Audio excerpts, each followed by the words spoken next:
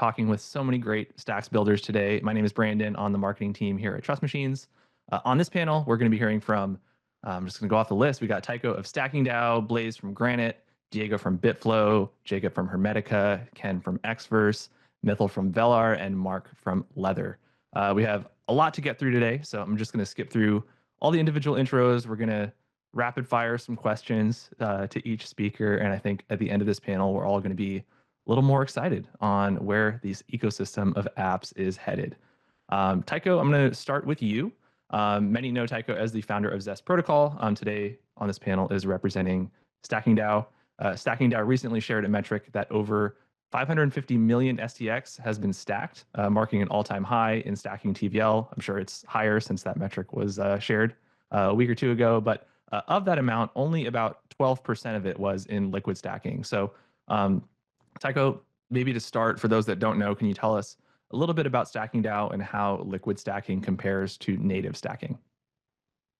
Yeah, absolutely. It's great to be here, everyone. So to make the answer as brief as possible, right? So you have native stacking, which is very similar to native staking on Ethereum or something, where basically you lock your tokens for 2 weeks or longer to get yield. Whereas with liquid stacking, you lock your tokens, you get yield immediately, and then you can also swap out of your stacked position at any time. So basically, it's more retail friendly.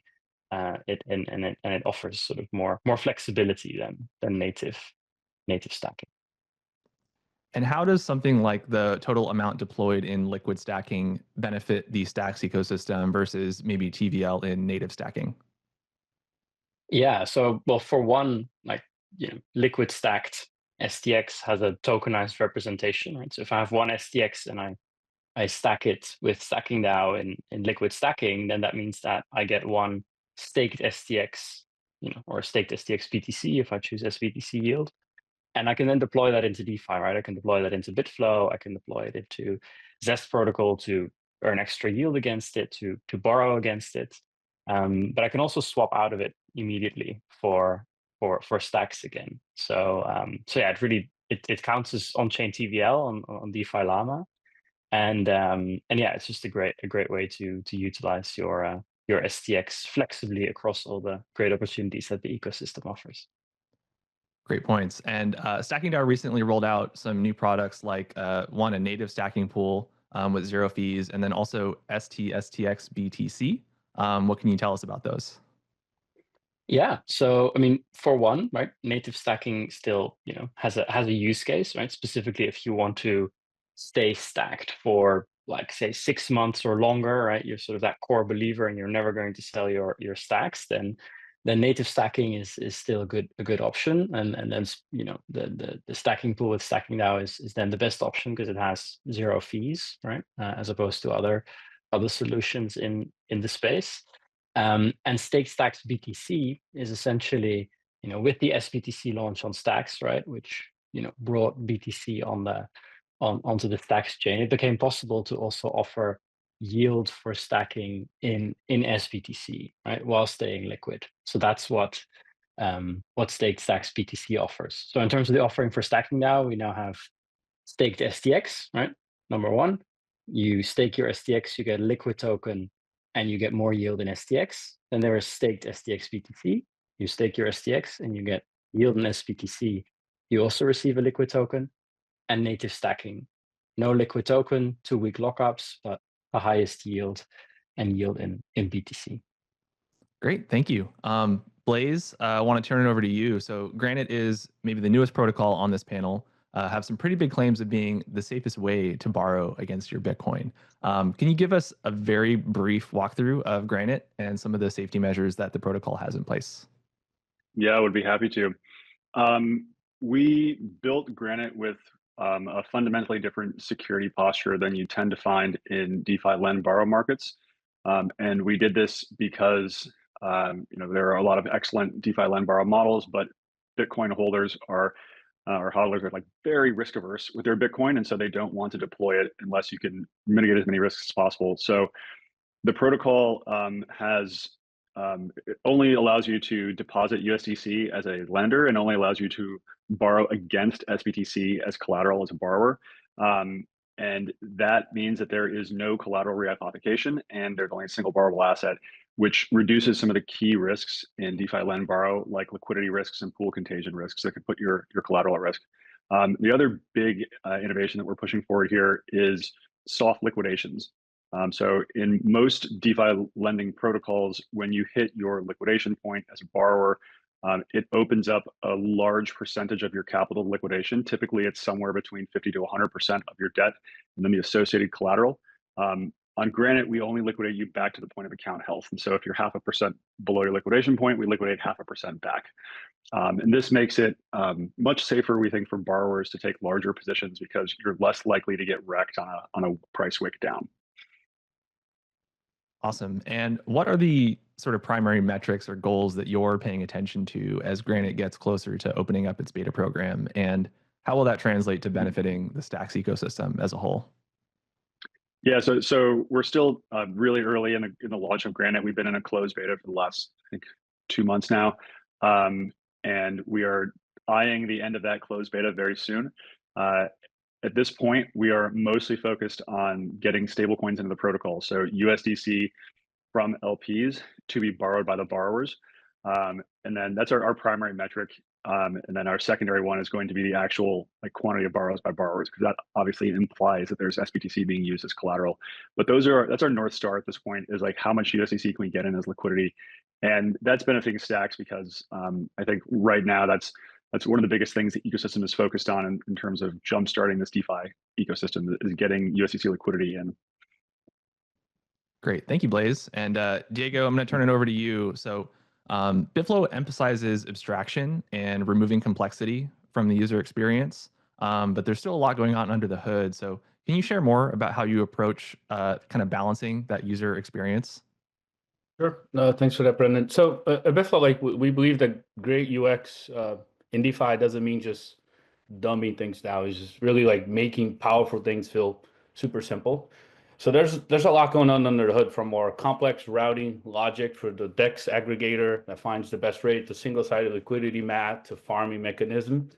One of the things that we launched latest, or that's powering a lot of this, from the DCA dollar costing average to the aggregator to liquidity pools, is Bitflow Keeper. So these are basically smart automation contracts on chain, but the goal is just to make all that disappear. Managing liquidity positions, for example, LPs, is really painful for the user. We want to make that super easy, where users can just come in, they can restake it, auto compound their rewards without actually having to manually come in every day or every week or whatever it is. And that's all happening on chain. So at the end of the day, building a Bitcoin demands like a higher standard, but at the same time, we have to make it as simple as possible and to decrease those barriers of entries, right? And I think those are kind of good examples. The DCA is also one where you're, dollar costing average, but you're doing that on chain. And I think that's a first in the ecosystem. You can actually DCA into Bitcoin, SBTC, Runes, and any of the SIP10 and Stacks tokens as well. Great. And Bitflow has seen a lot of success also in capturing some of the L1 asset market share, especially with Runes. We've seen Dog and others. So can you share more about that strategy of introducing Stacks to maybe users that are more familiar with L1 assets and haven't necessarily touched Stacks yet? Sure. I think we all in this room and in this call believe that that for Bitcoin to scale, we need new use cases in DeFi. So with Dog, for example, we met users where they were. I think part of that campaign was Leonida's push to get Dog listed in as many decentralized exchanges as possible. But then we also tapped into the new tools that didn't exist anywhere on the marketplaces or DEXs or whatever it is. And that was what they call it, the Dog costing average, which is basically the DCA. So it allows users for the first time to do that on chain with real liquidity. So they're not just trading; they could do auto buy, auto sell at certain price points and build their Dog costing average strategy. And that was something that really caught their attention. It was something that was new. It was something that you can't do anywhere else. And that opens the door to Stacks, because once users see that they can play around with DCA, they can earn, they can swap, and they can automate this, I think they stick around. Great. We got to keep moving. So thank you, Diego. Jacob, want to throw it over to you. So USDH has been growing pretty quickly. There was a really great post from CryptoRank last week that showed a 437% growth in the overall stablecoin market cap on Stacks in Q1. And I think a lot of that can be attributed to USDH. So can you talk a little bit about the mechanics of USDH and how it differs from most of the other stablecoins on the market? Yeah, absolutely. Hey, Brendan. So if you look at the stablecoin market, you really see like two major design spaces today, which is fiat collateralized stablecoins. Those are the tethers and circles of the world. And then you see crypto collateralized stablecoins that really also, again, fork into two different ways of doing it. One is over collateralized design where you lock up Bitcoin or other crypto assets and then borrow against it. We think that this system is not very scalable and comes with UI and UX challenges. And so what we've chosen for Hermetica USDH is a delta neutral design where you essentially couple a spot Bitcoin position with a short on the futures market that locks in the dollar value of Bitcoin. We issue that on chain as USDH. And that has a lot of different benefits. It's very capital efficient. You can use 100% of the value of Bitcoin. It has a really good UI UX. You can maintain the peg very efficiently. And it comes with the added benefit of having a very significant, reliable, stable yield that we pass on to our users. And I think that is one of the reasons why we've seen USDH grow so much. We have had, I think, 18% APY since launch. And folks can access that on Stacks by just a couple of clicks. Great. And time for one last little question. Why is the growth of USDH and maybe stablecoins more generally so important for the Stacks ecosystem? Yeah, I mean, if you look at any DeFi ecosystem across the whole, crypto, you see that stablecoins are really the foundational asset for commerce. They're one half of every transaction, be it on the spot markets, on perpetual futures markets, on borrow lend markets. So if you want to scale DeFi on Stacks, we have to scale stablecoin liquidity. Blaze from Granite just touched on that. On Stacks, we have a very unique opportunity where we can scale with being still on the Bitcoin standard because USDH is on the Bitcoin standard. It's fully backed by Bitcoin. And so we have the ability to scale stablecoin liquidity by still actually holding Bitcoin. Great. Thank you, Jacob. Ken, going to turn it over to you. So really great to hear from you today. Xverse has had its hand in so many Bitcoin related things lately, including ordinals, runes, more recently Starknet and Bob, and of course, Stacks. Xverse operates also one of the largest stacking pools. It makes it easy to earn native BTC in-app directly. What can you tell us about the success of Xverse pool and maybe any future plans that you might be able to share with us? Sure, yeah. So the stacking pool is part of Xverse Earn. So the vision there is really to make it simple for people to deploy their Bitcoin assets and earn a yield.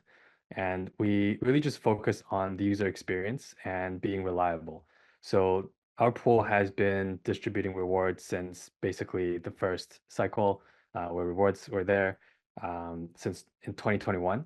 And we've grown steadily in TVL to 166 million STX today. And I think users have just really come to trust Xverse as the place where they can put their STX, lock it up, earn a yield. Everything is still in your wallet. And we do plan on expanding this in the future to more protocols, including the SBTC yields, so that users can earn a yield. Yeah. Great. And on a kind of similar topic, you recently rolled out cross-chain Xverse swaps. And what can you tell us about how that maybe helps onboard more people into Stacks?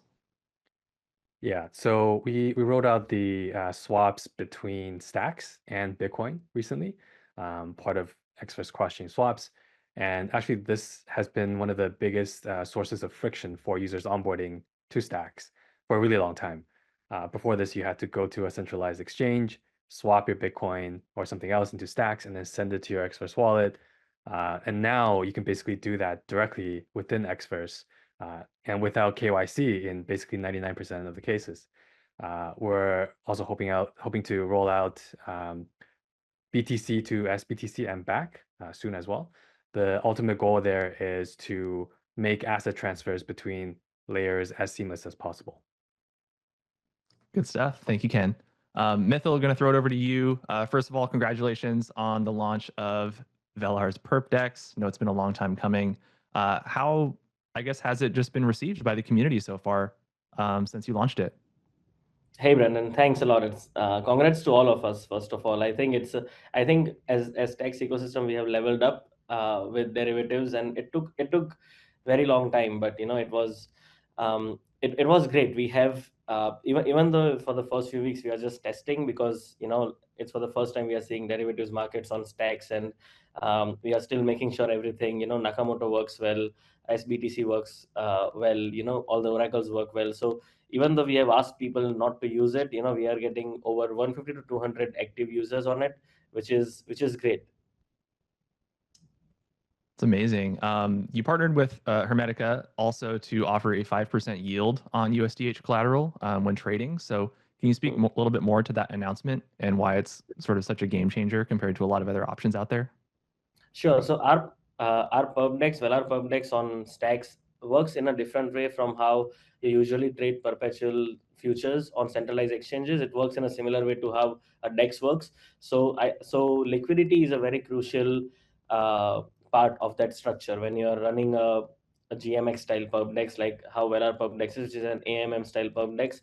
So as equal to as how important traders and volume is to our PerpDex, liquidity is equally important. So giving 5% yield to people who are putting USDH collateral helps with that liquidity, helps motivate the liquidity providers, and we are going to also start Velar rewards and few other campaigns to motivate liquidity providers in our PerpDex. Amazing. Thank you. Mark, going to throw it over to you. Last but not least, we've continued to see Leather double down on stacks. What keeps you excited about building here? Yeah, well, we view it as really the best way to keep Bitcoin and Bitcoin-based assets on chain and trust minimized, and enable use cases without having to rely on off-chain parties or indexers or a lot of stuff you see just about one. And so Stacks, of course, has a long track record of building in that manner, and we just think it's better to double down on a single technology or a single sort of technology stack than try to go wide and sort of dilute our proposition. Great. And you recently launched Leather Earn. Lockstacks was sort of phased out, and now Leather Earn is this new sort of destination. I think you have some big plans for Leather Earn. What can you share? Yeah, well, Leather Earn, as we call it, is really just a stepping stone to, I would say, a revamp of what we're doing for Leather. We're going to release a new version of our web property later this month. Leather itself is going to be front and center. The whole idea of earning yield with Bitcoin is going to be what we focus on, and we leverage Stacks for that more than anything else. So the sort of new Leather experience will be all about how to get more yields from various opportunities on Stacks. And so, yeah, that sort of progression has been starting with stacking, and we had a property that was more sort of independent at the start. We brought it within the brand, and we're making it central to what we do. Great. And final question. This is maybe a quick one. Maybe I wouldn't be doing my job if I wasn't asking this on behalf of the community. When mobile? Next month. Yeah, it's almost here. So it's been highly anticipated, and our mobile app as well will be focused on earn opportunities on Stacks. Powered by SBC, of course. And so we're very excited about that, and looking for everyone's feedback. Amazing. Well, I'm excited. I think that wraps up our panel and our time. Thank you, everybody, for joining, and let's have a great 2025.